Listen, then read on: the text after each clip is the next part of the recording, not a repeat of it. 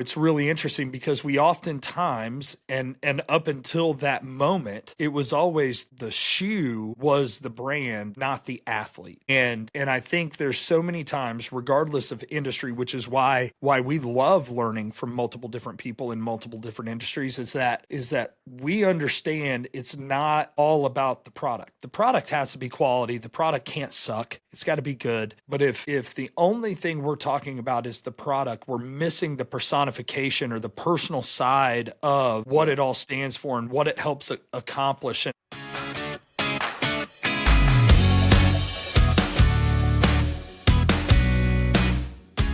Hey, welcome everybody back to the Good News Podcast. I'm super excited to be back here with JD because we have obviously done this before, but new and improved, back together. The Good News Podcast is back. We're back, baby.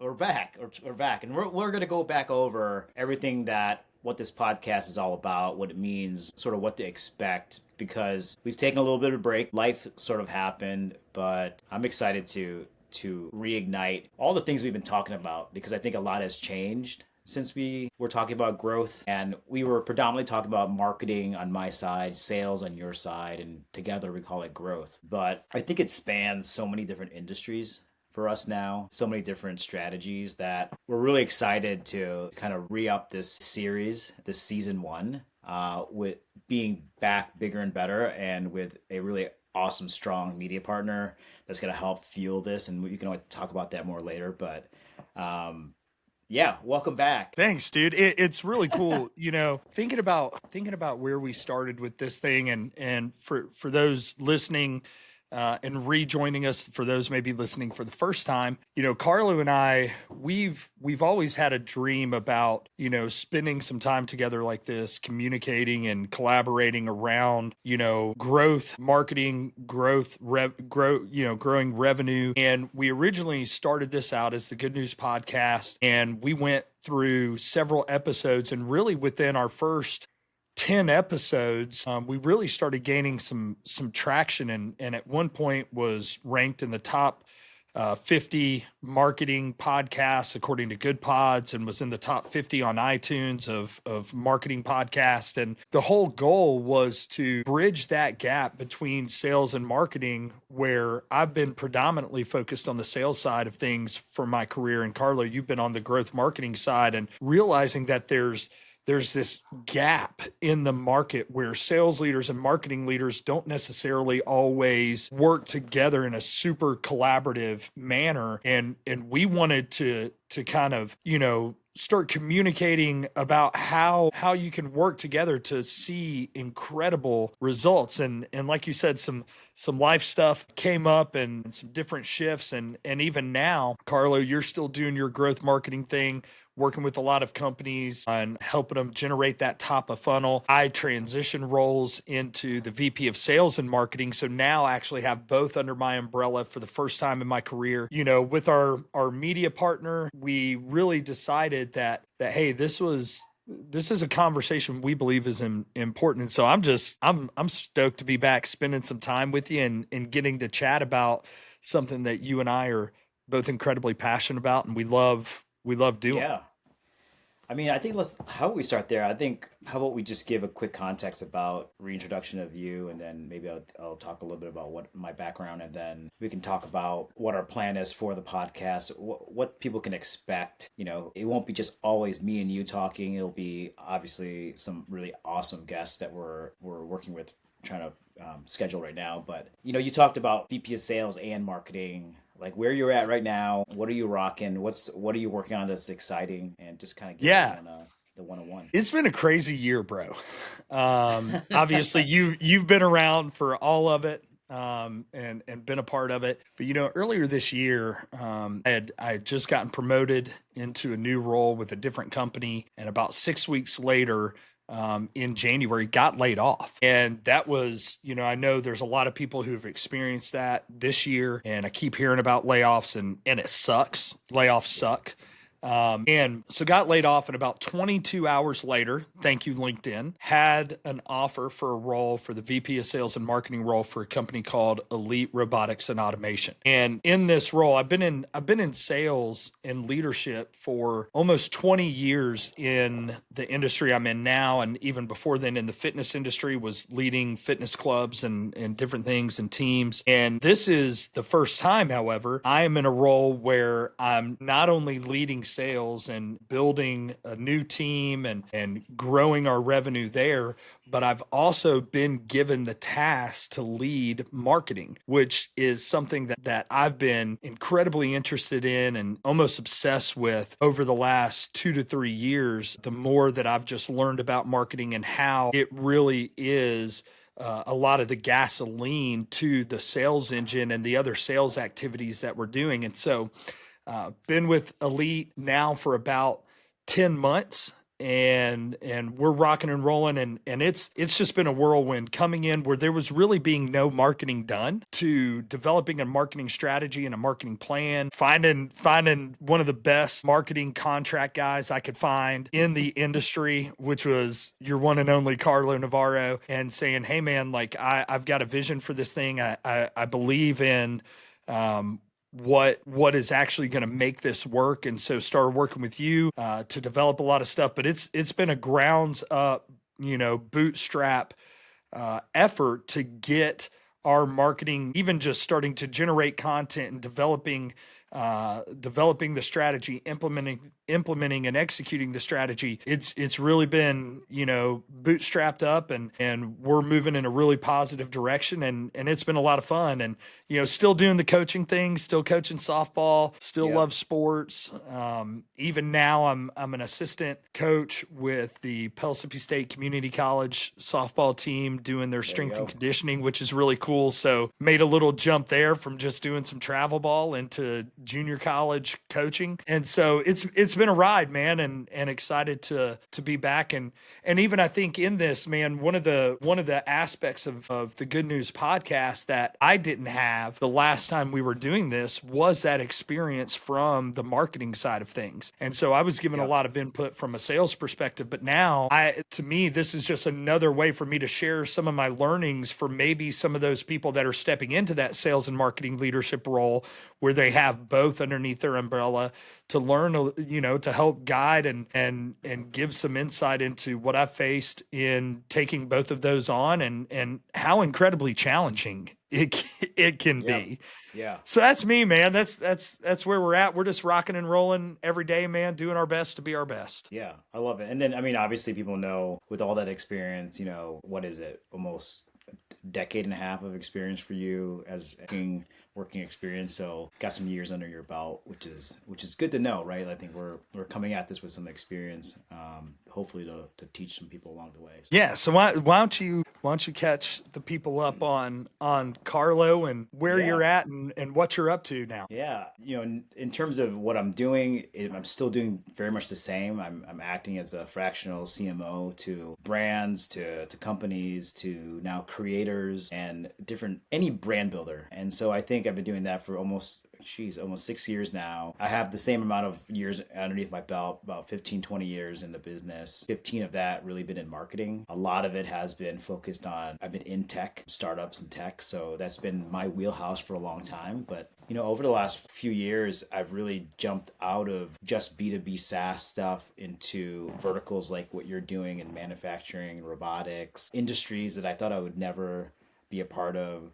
And also doing things in B2C, direct to consumer. And I think just marketing just touches all of that. There's a lot of strategies that are very similar. There's some things that are different, but the one thing that I think is really common, even in the last 12 months, is that everything's changing. And everything's changing so fast and rapidly because of technology, obviously because of AI, and we have to adjust and what that looks like for marketing, just as for our jobs, but what does that mean for strategy? What does that mean when we look at, when we work with sales? And yeah, I've been rocking and rolling, with you, which has been phenomenal. And I think that's where all this sort of reignited again, because the first thing we did was talk about sales. We talked about revenue and how do we accelerate that with marketing. And it's getting harder and harder. I'm Yep. doing the stand challenge right now with Gary V for the last 4 weeks and another 8 weeks, and it's amazing how things have changed given marketing and sales, and now obviously we call it growth. But we can get it all into that for sure. And I think we don't know everything. No one knows, how fast things are changing. I think that's the big focus of this podcast too, is to bring in guests that have deep expertise for us to learn and maybe for them to learn, and then for a whole wide audience to learn even more in marketing and in sales. Because so many people are learning at the same time right now that we can take anything from someone in manufacturing, sports tech. Really, I think we are industry agnostic at this point when Yes. we talk about growth, right? And I been predominantly in the sale in the tech world, but also a coach now. Now that my kids are getting older, playing sports, I coach basketball. I'm going to coach middle school basketball again. I was involved in their football program. Obviously you see the background of sneakers here and JD's jerseys, that we are big sports fans, and you probably hear a lot of sports analogies because I think. Not to start going off here, but one of the originators of you look at a brand like Nike, right? And now we're coming to this whole creator economy. You look at Nike. I mean, originally they tapped into influencers, right? They're who's their biggest influencer, right behind you, right? They just did it in a very niche way, right? Nike wouldn't be Nike without Michael Jordan. He was Yep. the individual. He was the creator. He was the influencer. We are now tasked to do the same thing with our brands, right? No one's going to follow my company, but they're going to follow hopefully me and what I stand for. But it's all changed. It's shifted so fast.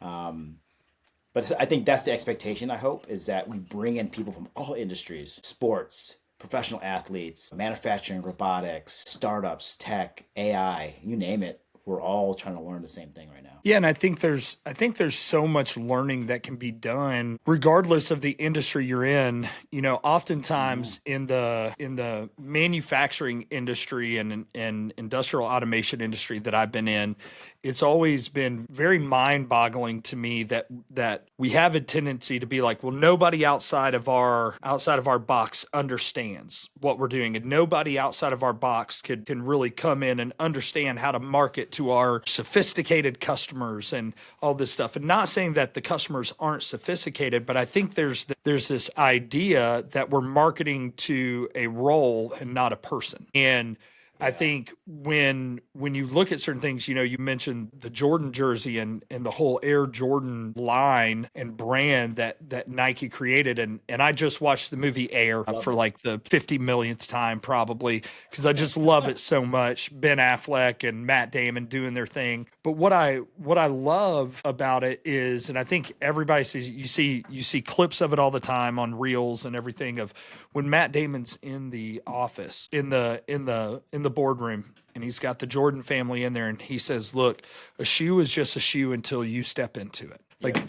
Like the shoe means nothing until you're wearing it and you do the things that we all believe that you're going to do. You live in that excellence and that greatness that everybody believes you're going to rise to the level of. And I think it's really interesting because we oftentimes, and up until that moment, it was always the shoe was the brand, not the athlete. And I think there's so many times, regardless of industry, which is why we love learning from multiple different people in multiple different industries, is that we understand it's not all about the product. The product has to be quality. The product can't suck. It's got to be good. But if the only thing we're talking about is the product, we're missing the personification or the personal side of what Yep. it all stands for and what it helps accomplish. And I think that's something that you and I, when you started helping me at Elite, we became very focused on, was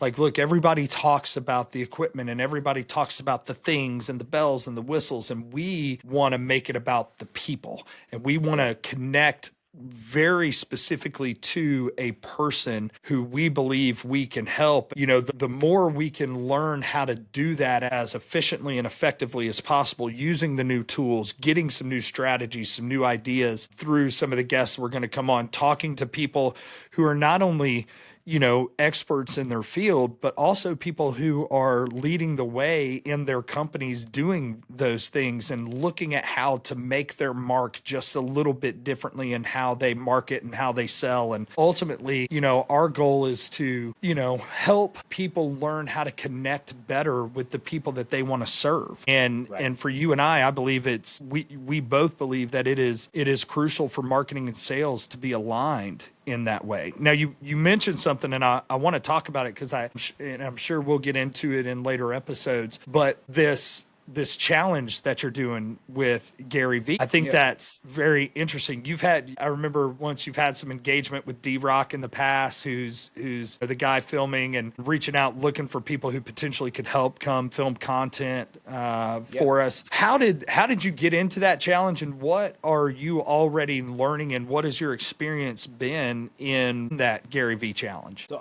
I heard about a challenge sort of one night late working on some things where, so my business, I go in as a fractional sort of CMO and work hand in hand with clients. And I have a handful of clients, just really need to pick them very carefully because I work, we work together very closely. But there's a limit there, and I promise this is going somewhere. There's a limit to how many clients I can have to scale. And if you want to build your business, right, you don't want to stay stagnant, and that's a human limit. That's a time limit. That's a person of one limit. And so I've been wrestling for months, maybe even a year now, figuring out how do I start to productize some of the learnings that I've done, some of my experience into scale. Meaning, how do I teach someone who say can't afford to bring me in or doesn't have the capacity to bring me in as a person in their company? How do I teach that to someone else? Whether that's through workshops, whether that's through digital products, whether that's through, we see courses, we see, podcasts, stuff like that. And so I've been wrestling, figuring out how do I do that?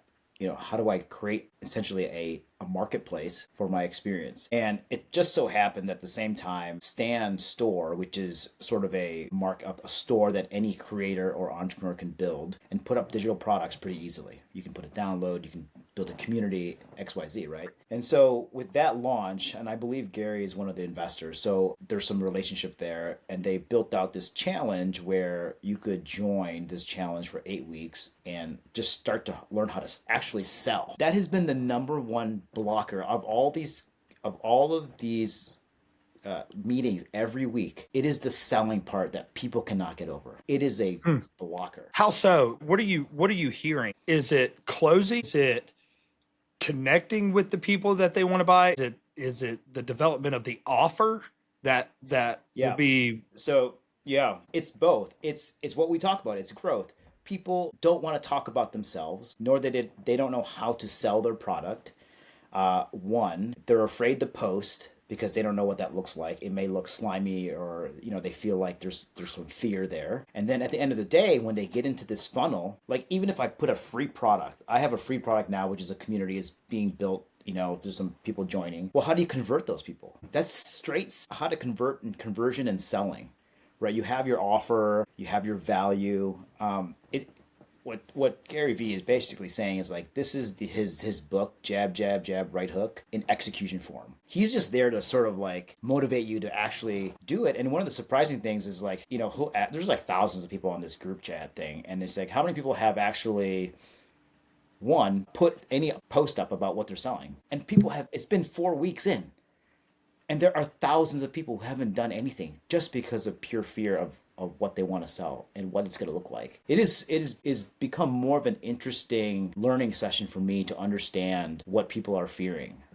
Is putting themselves out there. One, that they're selling something and asking for the sale. They can't do it. And even if they do a sale, which may be a free product, they don't know how to convert. So the whole funnel is a lot of, because I think here's the thing. People have now, I consider myself an entrepreneur turned creator because I think that's what's sort of where I was that before. There wasn't this creator economy. There's a lot of creators out there that are doing great content but don't know how to monetize it. And so this was perfect for me to figure out, okay, how do I monetize the right offer, the right community? How do you bring value? The same things we do in B2B, but on a smaller scale. But what's interesting is that everybody, and I think getting back to the guests that we're going to bring on, I would bet a lot of money that the C-level executives that we bring on are either thinking about or in the process of trying to figure out how to bring their persona to their company. They know they have to do it. They just don't know how to do it. Obviously, podcasts are a great way to do it, doing interviews, stuff like that. But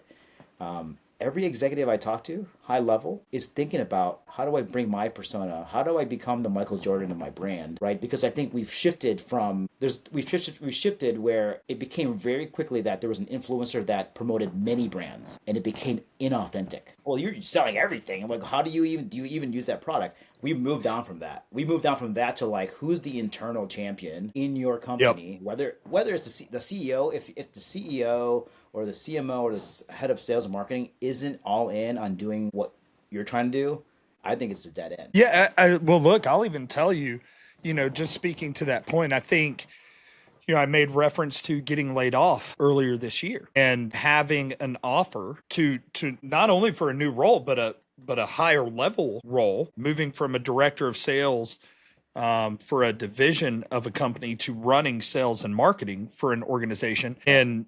And the biggest reason I think is, I mean, you and I are faith. I think God had it all planned out to begin with, but I think the visibility I had because of my digital persona of making videos and Yeah. making content and putting myself out there, um, it attracted the right audience eventually to where they were like, hey, because I've heard it said multiple times, hey, JD, we want you to be the face of the brand. Like you're the face of the brand, not because of the company itself, but because of the trust that you bring from your followers and the people who have worked with you, because you are so visible, because you are so familiar. And I think that's changing, right? Because you mentioned that being that lack of authenticity, when you've got when it's almost like affiliate marketing, right? Where it's like, I'm just going to be an affiliate for all these different brands, and I don't know, maybe they use them, maybe they don't use them, but they're repping all of Right. these different things. And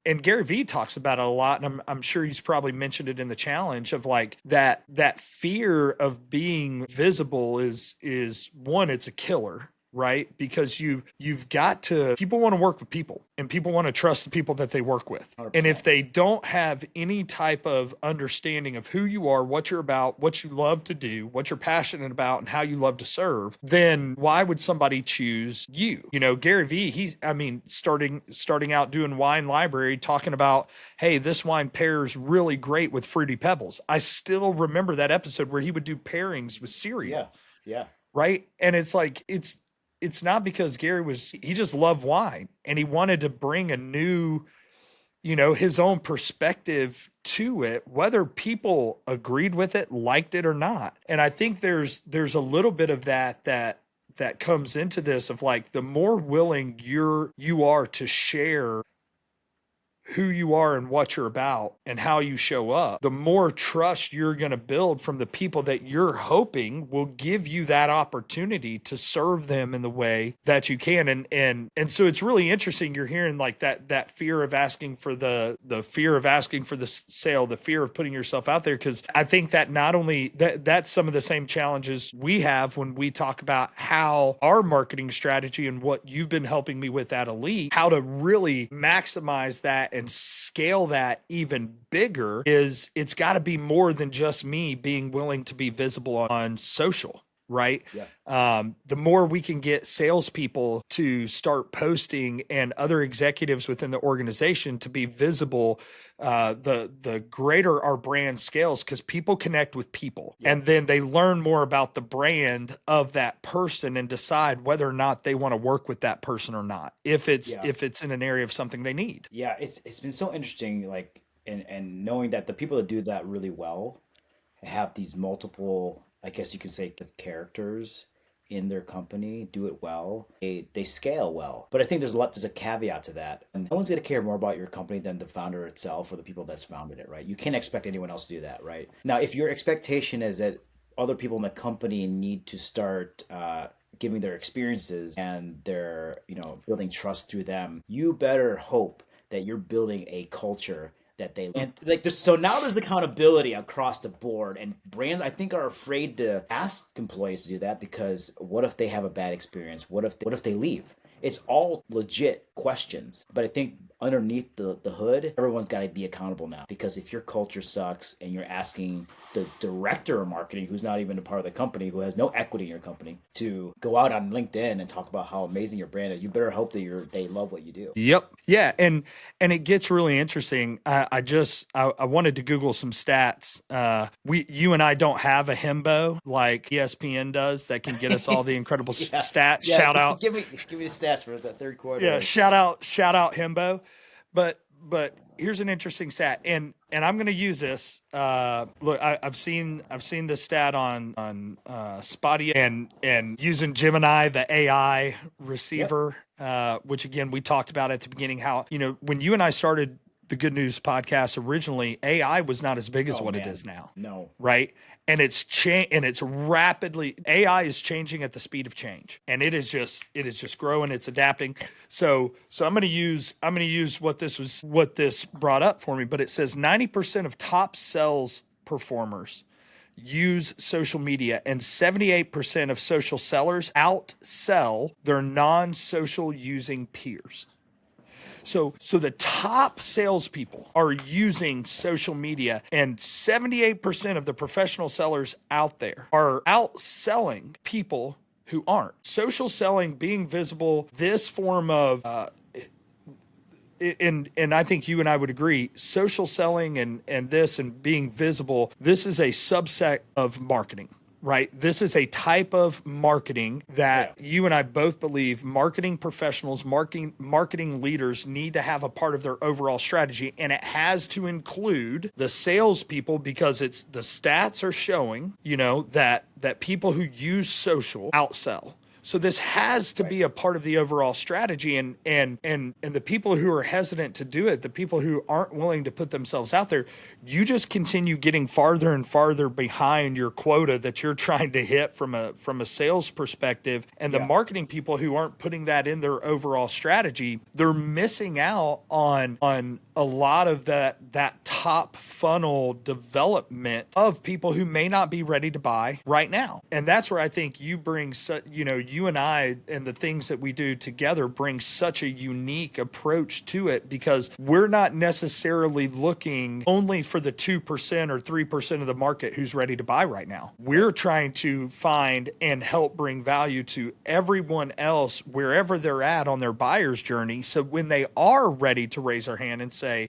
yes, I'm ready to buy, they're going to come to the people that they're more familiar with and where they've been getting a lot of value from the content that they've been putting out. Yeah. And we should maybe in post-production now, because we have this awesome media partner now, that we could probably put up a graphic or something, right? Where we have this philosophy, right? I think me and you have built this philosophy together where you mentioned it, 2%, maybe 3% are ready to buy today. 98% are not, or in consideration, may have top of funnel, they may just maybe just want to hear from you. Maybe there's some interest. Maybe you're trying to get their email. So that 98%, you have to keep them engaged, right? And how do you do that? Through a lot of different strategies, through content, to a lot of different things, right? But that takes consistency in a world that is much more noisier than ever before. So if it's just one person telling the story, bringing the news, that's going to be really hard, right? And so you're right. A strategy of salespeople, marketers that can tell their story. And I'll say this directly to people who are in that space and who are afraid to do it, or maybe are saying, I don't want to put myself out there. One, you'll probably crush your goal of sales, right? Two, Bummer. Don't make money. Yeah. Two, you probably won't stay at that company for 10 years, and someone is going to hear about you. And just like how you found your next role, guess what? You're going to get some incoming messages from LinkedIn saying, hey, you built this amazing network of people. Like, how about you bring that over internally to our company now? And here's a better salary. Here's a better offer. Like, there is very little, aside from getting over the fear of it, there's very little things that there's more positive things that can come out with just putting out your content as just say a salesperson or a junior marketer. Like you're going to get Yeah. recruited. Yes. Just like an athlete, right? If you don't put anything out there about who you are or what you do or your talents, like how is anyone supposed to notice you? If you sit and fly under the radar, a coach will never see you. Yep. You don't Yep. speak up. And I think there's an aspect of we understand and let's stick with the sports analogy. We understand in the world of sports that it is the athlete's responsibility to create their visibility. Ooh, somebody write that down.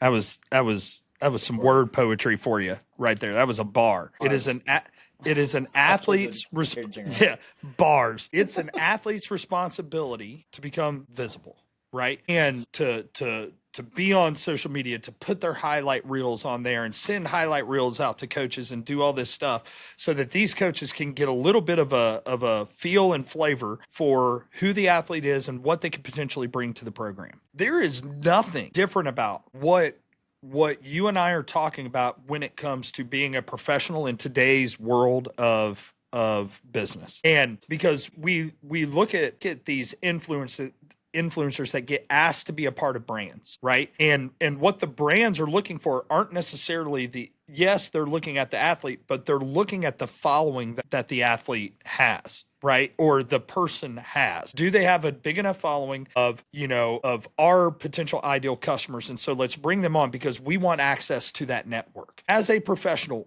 especially in sales, in my opinion, your network becomes so incredibly valuable the longer you are in your profession. Because what happens is eventually companies or whatever, they're going to look and they're going to go, this person has an incredible network, has an incredible following. People trust him. People want to follow him. They want to hear what they have to say. There's another stat that says 92% of B2B buyers and decision makers are willing to engage with sales professionals who are known as industry thought leaders on social media. So there's this idea that, man, people who could potentially buy our stuff, if we bring in a thought leader who has a network, who has a following, the likelihood of us being able to grow sales because of that trust that's already been established is going to be that much greater, right? Yeah. And I think we miss that. And the truth of the matter is, guys, look, I started posting on social media, and this may be something we talk about a little bit more of how marketing leaders and sales leaders can, one, themselves get over the hump of being scared to post, but two, how they can encourage their team members and their teammates and those who report to them to do it as well. But I've been posting 7-8 years now, pretty consistently. Started with writing a blog, then making videos and posts and all types of stuff. And I'll tell you, out of the thousands upon thousands of posts over the last 7-8 years, 6-7 years. Here we go. Here we go. Got to throw it in there. Out of that time, the amount of positive feedback I've gotten versus negative feedback I've gotten or hate, good drastically outweighs the negative. Right. And I've had way more positive feedback, people sending messages, people connecting, doing that, than I have people sending me messages or writing hateful things. I've experienced that. It's going to happen. Haters going to hate. It's going to happen. But there's this other side of that coin too, right? You can't have one without the other. The other side is the amount of positive benefits that come and positive impact that come from being willing to put yourself out there and be a little bit more vulnerable drastically outweighs the negative. And you don't have to be perfect. You don't have to be an orator. You don't have to be a Nobel Prize winning author. You just have to be yourself and put yourself out there. And with the ultimate goal, Myron Golden talks about this, and I love him. He's such a brilliant man. Myron Golden says it's community service content. Community service content. It's content that it's value and relevance that I'm giving away for free to help the people who need help, and of knowing that the outcome of that eventually is going to be people paying for what you do in the service you provide. Right. Yeah. And that's the ultimate goal. The goal between sales and marketing, and why I believe the Good News podcast was something so powerful when we started, and why we believe it's something that can be so powerful moving forward, is that we're here to help be that gasoline. We're here to give encouragement for people to put themselves out there. We're here to give some ideas, some strategies, not just strategies, but also tactics of how to start implementing some of this stuff in your day-to-day life. And again, the benefits greatly outweigh the negatives. Yeah. Yeah. And it just, it is to someone's advantage, really, to start. And I think that's what this challenge from the Gary Vee standpoint was, like, challenging me to post more often and daily, right? Haven't really gotten any negative feedback from it. I've gotten positive feedback, and I've gotten just people who just don't listen when it's completely fine. But what I'm trying to do is build something that can sort of scale myself, to free up time for things that matter as well, right? I think we're just in an interesting time where things are just changing so fast with technology, and with time slips away even faster when you have kids. And so how do we take advantage of these things to be able to do the things that we love? I've been blessed to be able to do what I've been doing for some time, but there's always, how do you build on top of that? And now how do you pay that forward to everyone else? And I think this is going to be such a really cool platform and opportunity for us to talk, not just with each other, but with people that have done it, and even high level folks that are trying to also figure it out, right? I mean, yeah, I can't wait to dig into just all these different verticals and just these different walks of life. There's so much to unpack from what growth looks like for any new company today, right? It's so individualized, but also still very much brand centric.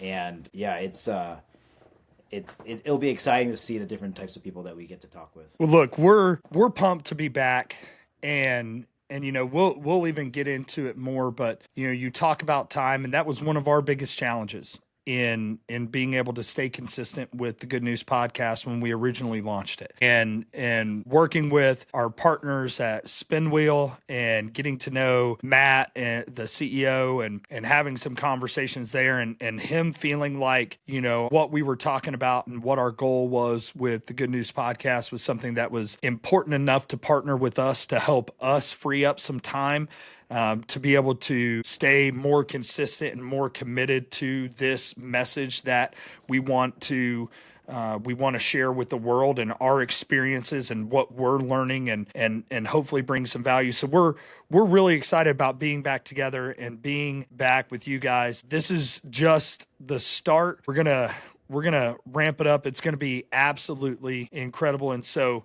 if you're listening for the first time, thanks for joining us. If you're joining back again because you're pumped about what we were doing before, we're so pumped you're back with us. And we look forward to more conversations about how sales and marketing can work together to help companies experience radical, exponential, impactful growth within their organizations. And that's the good news. Awesome. Boom. Time out. That's great.